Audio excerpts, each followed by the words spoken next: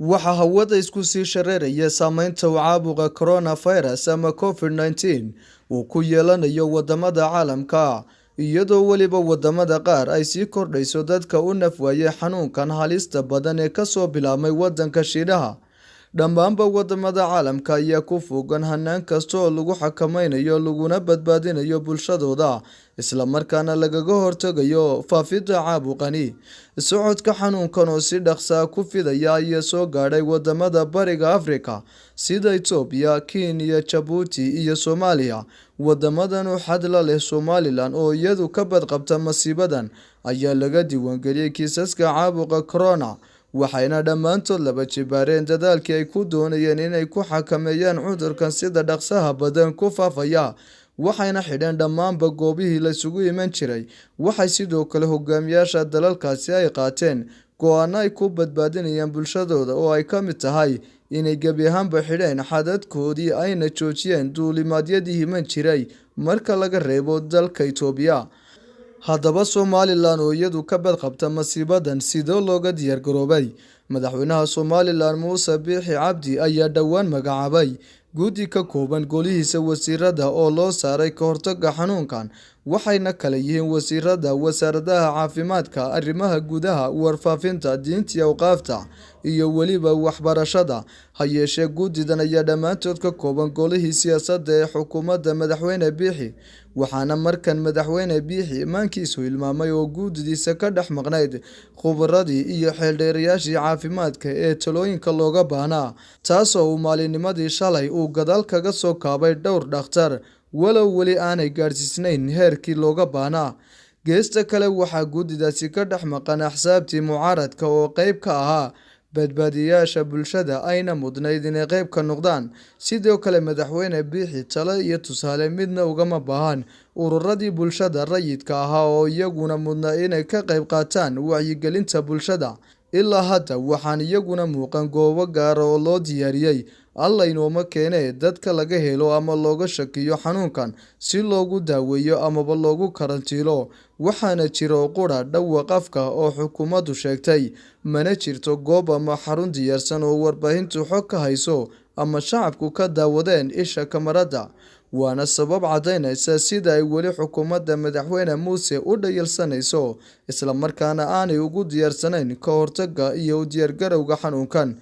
Geesta kale madaxweyne Muuse Biixi waxa uu ka gowsadeegay joojinta duulimaadyada hawada Somaliland uga soo tallaabaya dariskeeda laga helay xanuunkan ee Itoobiya, waxaana fajac iyo amakaag kale iyaduna ah in madaxweyne Biixi uu si cad isaga diiday joojinta qaadka. Haddaba hogaamiyaasha wadamada dariska la ah Somaliland ee Djibouti, Itoobiya iyo Soomaaliya dhammaantood waxay muujiyeen hanaanka u diyaargarowga xanuunkan, waxaanay miiska saareen qadar lacageed oo ay ugu talagaleen ka hortagga xanuunkan. Marka wax alla wixii la qaban karayay ka hortagis iyo hadduu soo galaba maanta maxay ahayd waa laga shaqeynayaa, waana laga shaqeeyay. Waad aragteen simulation inaan sameyno meel dadka quarantine la yiraahdo la gashay inaan sameynay iyo meel prison charge oo noqon doonta carta.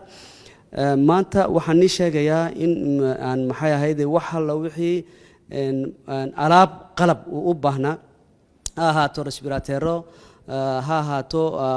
gaan, ha ahaato baashan afka la iskaga qabtee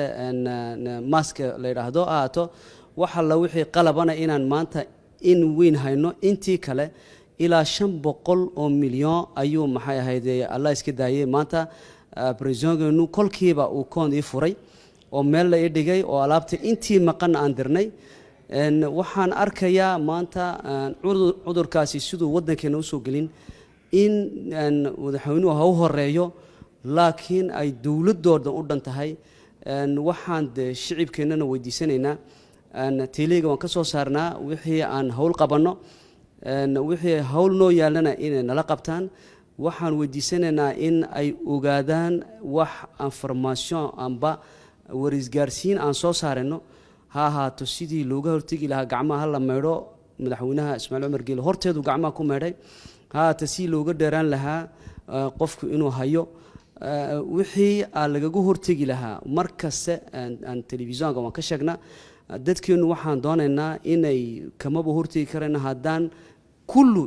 iswala raaci weyno si aan u muujino wax ka qabadka cudurkan waxay xukuumaddu maantay meel gaar ah dhigtay $5 milyan oo ah lacagtii ugu horeysay oo u qoondeyno oo lagula tacaali doono cudurkan lacagtaas waxa uu qaban doonaa qof walba Soomaaliyeed oo dhibaato ka soo gaartay cudurkan meel walba oo ay dalka ka joogaan hadii Ilaahay dawladda Itoobiya ayaa iyaduna u qoondeysay ka hortagga xanuunkan 500 milyan oo bir iyo waliba guddida heer qaran ee dalkaasi oo iyaguna ugu deeqay ka hortagga xanuunkan bil mushaharkii ay qaadan lahaayeen haddaba madaxweyne Muuse Biixi miisaaniyad lacageed ma ugu talagalay shacabkiisa madaxweyne waa mahadsan tahay magacaygu Cabdi Ismaaciil Mursal waxaan ka socdaa badda cas 24 TV waad sheegtay in xad dheer aynu la leenahay Itoobiya oo kamid ah dalalka lagu arkay kiisaska coronavirus-ka habeenii maalin bana waa laga soo galaa qaadka iyo qudaartuna iyadii ka yimaadaan maxaa tallaabo ah lagu xalinaya arrintaas ama qaad joojin ha noqoto ama qudaarta ha noqoto u qorshaysan dawladda iyo guddidan garbahaaga taagan waxa ay ka soo galaan baacbishirku Itoobiya ay wajaale ugu xoog weyn tahay iyo magaalooyin kaleba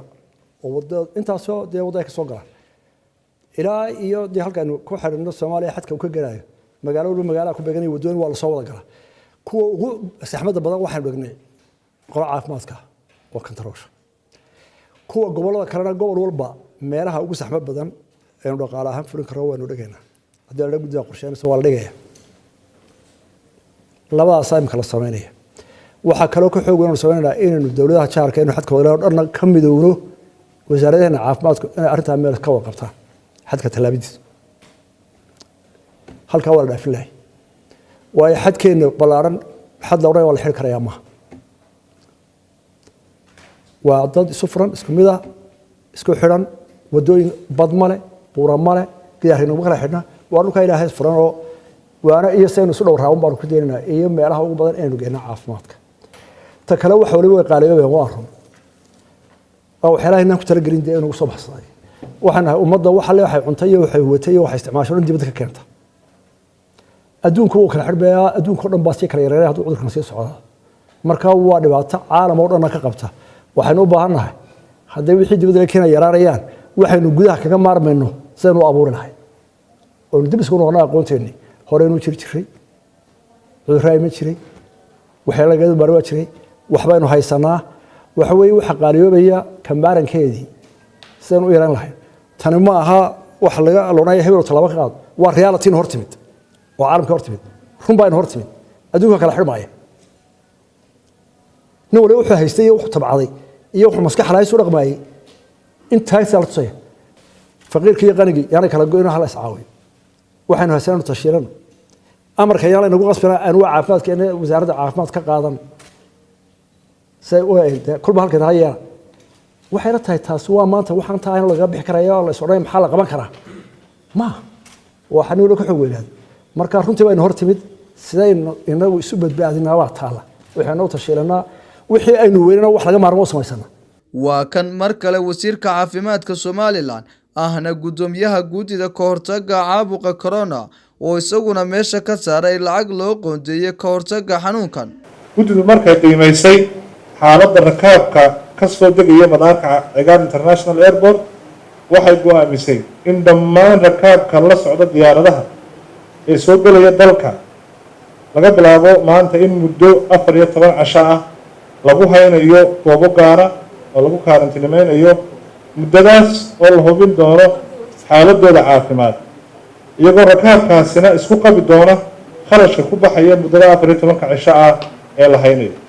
haddaba iyadoo ay jirto qorshe la'aanta noocaasi waa intee budgetka miisaaniyadda dalka ugu jirta madaxtooyada waa kan wasiir Sacad Cali Shire wasiirka maaliyadda Soomaaliland oo ka jawaabaya su'aal uu ka weydiiyay telefishinka Horyaal سعادة الوزير قلها برلمانك sanadkan waxa uu qoondeysay 35 bilyan 8 milyan lacag gaaraysa ay golaha guurtidana waxa uu qoondeysan 34 bilyan iyo 12 milyan lacag gaaraysa maxkamadda sare 7 bilyan 517 milyan maxkamadaha hoose dalka 32 bilyan 350 milyan xeer ilaalinta dalka 9 bilyan iyo 29 milyan hanti dhowrka guud 12 bilyan 760 milyan wadartoodu waa 132 bilyan 437 milyan marka la barbar dhigo miisaaniyadda aad u qoondeyseen wasaaradda madaxtooyada oo keligeed gaadhaysa 145 bilyan intaasoo hay-adoodna ay noqonayso 132 bilyan oo ay 13 bilyan dheer tahay wasaaradda madaxtooyada marka intaasoo dhan la isu geeyo maxaad uga jeedaa taa qodobada nooca ah ee aad mudnaanta siiseen ee ay madaxtooyadu intaasoo dhan kaga mudnaatay taa maxaa uga jeedaa wasiir horta miisaaniyadda madaxtooyada waxaa ku jira mar kale madaxyo fara badan oo hoostaga laakiin aan la xidhiidhin howlaha madaxtooyada waxaa ka mid ugu weyn gurmadka ciidanka oo kale waa madax aad iyo aad u weyn weeye laakiin hoostaga madaxtooyada waxaa kaloo la mid ah madaxa lama filaanka oo isaguna weyn oo isaguna madaxtooyada hoostaga waxaa kaloo ku jira madaxa caafimaadka oo isna hoos yimaada madaxtooyada waxaa kaloo ku jira madaxa magaha oo isaguna hoos yimaada madaxtooyada marka xisaabtan faraha badan halkan aad ku arkayso maaha waxa ku wada baxa shaqaalaha madaxtooyada iyo howlaheeda ee waxa ku lifaaqan iyaguna howlo kaloo fara badan oo qaranku dawahaya ummadda madaxtooyadu waxay haysaa madaxa caafimaadka qaranka oo dhan berigii hore wasaarad walba waxay lahaan jirtay madaxa caafimaad waa la isku ururiyey wasaaradda caafimaadka mar la hoos geeyey iminkana madaxtooyadu hoos yaalla marka tan waa caafimaadka qaranka oo dhan ee maaha madaxtooyada shaqaaleedu kaliya geestiisa muxuu ka yidhi xisbiga mucaaradka ee wadani qorshe la'aanta xukuumadda ee ka hortagga caabuqa corona waa kan xogayaha guud ee xisbiga mucaaradka ee wadani oo isaguna arrintaasi ka hadlaya dawladdu sidoo kale waa inay sheegtaa budget cayiman oo ay ugu tala gashay arrintan la dagaalankeeda iyo waxa ay ka qabanayso iyo sida ay ula dagaalamayso iyo budgetkaasi sida ay u isticmaalayso haddii la hayraa sir maaha dawladahoo dhan way ka hadlayaan wixii ay budget ugu tala galeen ceeb maaha tamarteenu way yartay dhaqaalahaynu haysanaa uu yaryahay laakiin haddana soomaalidu waxay ku mahmaadaa xoolo dirqi lama waayo waa in maxaan ku dhahdaa xukuumadda ay budgetka ay arrintan ugu tala gashay ay noo sheegto waayo sababtoo ah xanuunkani saamaynta ugu badan dadka danyarta ah buu ku yeelanayaa tamarta daran ee taagta daran ee noloshoodu ay ku xidhan tahay inuu qofku intuu maalintii ka laho wuxuu maalintaa ku noolaan lahaa oo maalintaa soo helo qofkaa ma fadhiisin kartid haddaanad noloshiisii si kaloo aad u dabarta aanad helin markaa dadka tamarta daran sidii loo caawin lahaa xukuumaddu iyadana waa inay qorshe ka keento oo ay geesta kale waxaa iyana xusid mudan in haba yaraatee aanu shaqaynayn lambarkii ay xukuumaddu u diyaarisay caabuqa corona taasoo iyana noqonaysa tusaale kale oo caddaynaya inuu weli qabyo yahay hanaanka u diyaargarowga xukuumaddu bulshaweynta kala duwan ee Somaliland ayaa iyagu ilaa haatan ka badqaba masiibada safmarka ee wadamada caalamka saameynta ku yeelatay waa Maxamed Andar telefishinka caalamiga ee Badda Cas 24 magaalada Hargeysa.